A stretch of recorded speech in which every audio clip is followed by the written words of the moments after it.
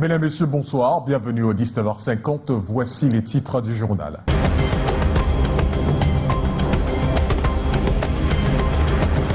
À la une ce soir, le top départ des épreuves écrites du baccalauréat général a été donné ce matin pour près de 270 000 candidats. À Yaoundé, les centres d'examen ont fonctionné sous haute surveillance entre contrôle strict, mesures antifraude et mobilisation des équipes pédagogiques et sécuritaires.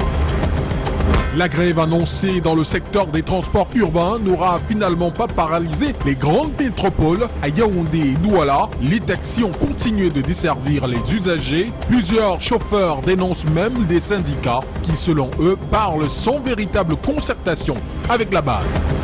Téléphones portables et autres terminaux mobiles sont désormais soumis aux nouvelles mesures douanières. Une réforme qui inquiète déjà les professionnels du secteur à Yaoundé, où les commerçants anticipent une hausse des coûts d'importation et une augmentation prochaine des prix pour les consommateurs.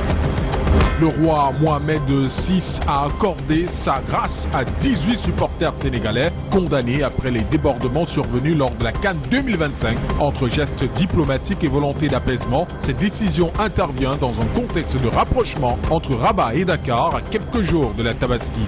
Voilà pour les titres.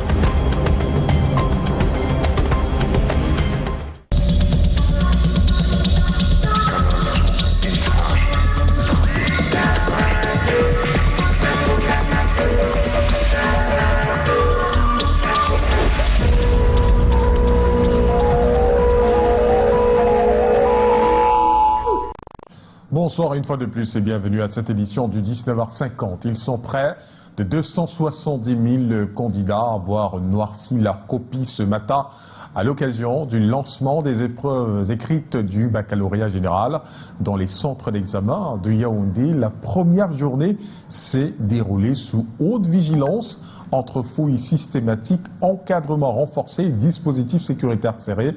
Une session en 2026 placée sous le sceau de la discipline et de la sérénité. Joël Diom 3 et Steven Rafotso.